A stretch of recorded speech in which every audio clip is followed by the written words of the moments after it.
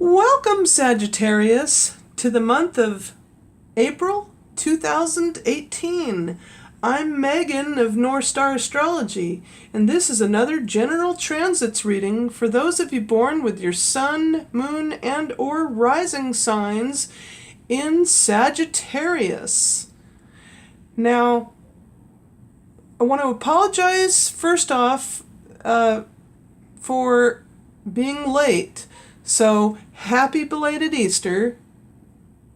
And so, getting into it, April 1st, obviously, there was April Fool's Day and Easter, and the moon, right away, in your 11th house in Libra, opposes the Sun, Uranus, and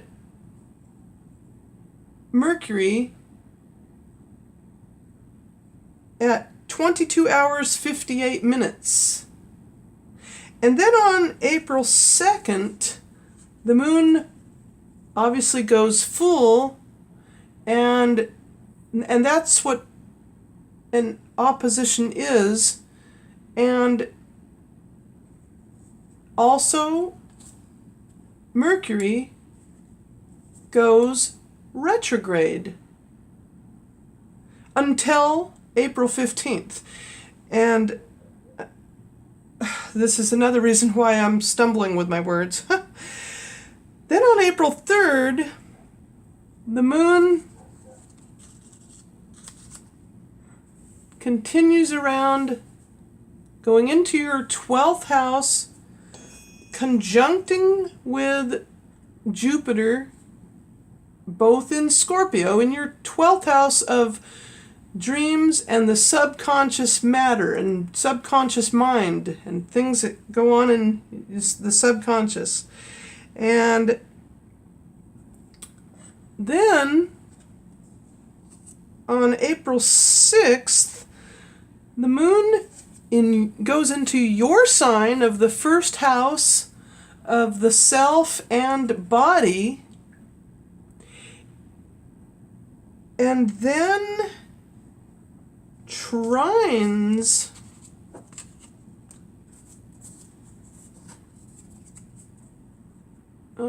here we go. Trines from your first to your fifth houses. The moon trines Uranus, and what this can do for you is create a very beautifully harmonious energy between how you feel about your body and yourself versus who you might attract suddenly in a romantic way, as well as creativity, since the fifth house deals with creativity, and that could include sports. And then on April 8th, the moon goes into its last quarter into your second house of money, joining in with Mars, Saturn, and Pluto. And and by the way, I forgot to mention that Jupiter is your ruler. So anyway, being that now going on to April 8th, the moon goes into its last quarter, and then squares Uranus from your second house of money and what you value, and so you can maybe wrap up loose ends in finances or your taxes, as it reflects off of this axis to your 8th house of taxes. And so here we have this bit of a challenging square from the last quarter moon to Uranus and your 5th house, but it's a good challenge. And however, watch out for Mercury retrograde and looking over documents, giving them a double check. Then on April 11th, the moon goes into your third house of communications, goes into Aquarius, and sextiles Uranus so the 3rd to the 5th again. And that happens at 18 hours and 41 seconds. April 11th, something to do with a harmonious interchange between your emotions, how you express yourself during short distance travels, and sudden, inspiring ways of meeting a new romantic partner. Then on April 13th, the moon goes into Pisces, into your 4th house of the home, joining with Neptune. So things might be a little confusing, especially since Mercury is retrograde. And however, the moon now trines your ruler. Okay, so from the 4th house to the 12th house, the moon in Pisces trines Jupiter in Scorpio, your ruling planet. So what goes on in the home can be very fruitful and harmonious. And then on April 15th, get rid of this Mercury retrograde. Ugh. So now we have a regular Mercury as it goes direct in your 5th house of romance and creativity. Excuse me. And then on April 16th, the new moon enters your 5th house in Aries. And now you have even more of an incentive to either go within and do something really mentally creative and or start a new relationship, romantic relationship, and get out and have fun with it. And that's at 26 degrees Aries, 2 minutes. Then on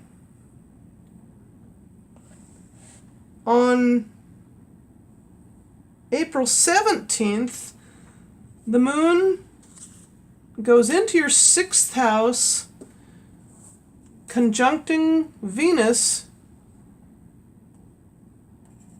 in Taurus. So you can feel a love for what you do in your work and emotionally identify with what you do in your workplace. And that can be a good thing, because this is emotionally, yeah.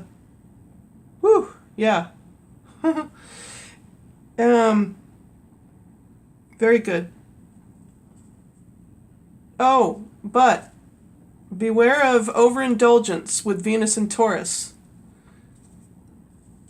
Don't want food going to the thigh area, because Sagittarius rules the upper thigh area.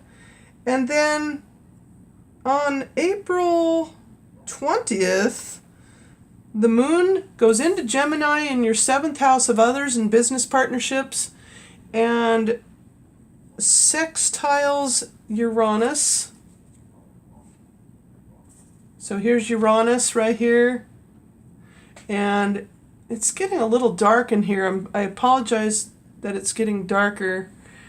Maybe I should shed a little light on the subject. I don't know if that'll help. But it's a really hot lamp, so I hope I don't get burned on it. Anyway, that'll help. Having the moon sextiling Uranus, business partnerships. You may find your romantic partner on the job if it allows it. Then on April 22nd, the first quarter moon happens in your 8th house in Cancer, and let's see, squares Uranus. So from the 8th to the 5th house, there's an energy of a bit of a challenge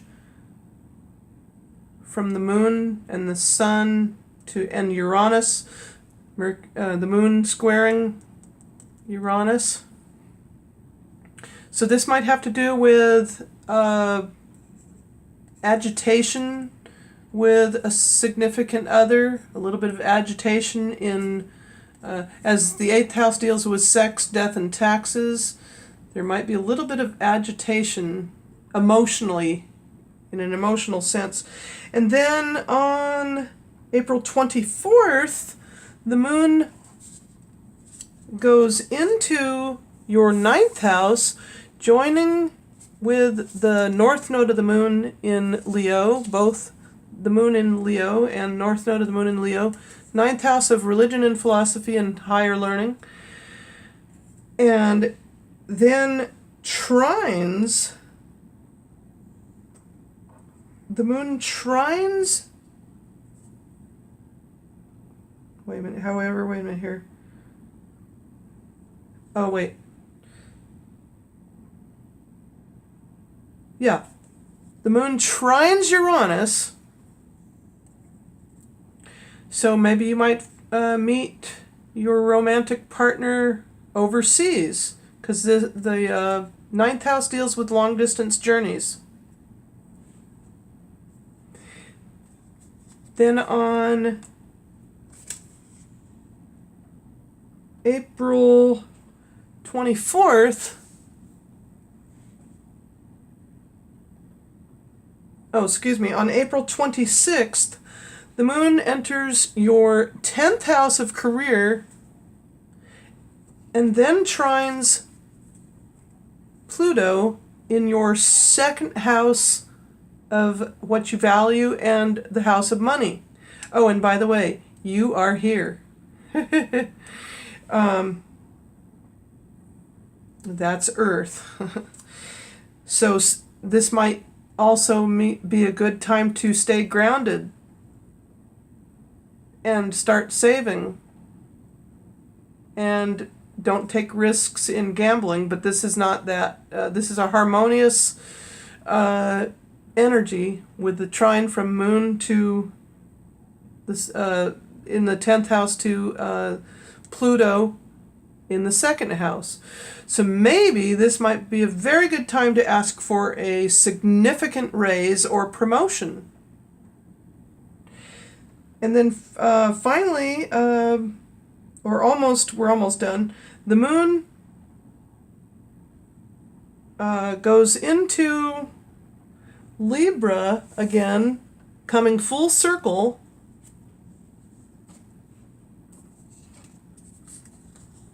And opposes Uranus again, this time from the 11th house to the 5th house, and then becomes full. You'll have a full moon twice this month. There's I can't reach that. You'll have a full moon twice this month, and that happens at 9 degrees 39 minutes. And with that, Sagittarius, I hope you enjoyed this reading. I hope you are all doing well and staying jubilant or joyful, as most Sagittarians are known for. The planet Jupiter is the planet of joy and joy and luck. I can't get that.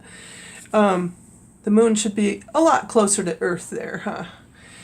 And so I hope you enjoyed this reading. And if you did, feel free to like and give it a thumbs up, comment down below, and subscribe.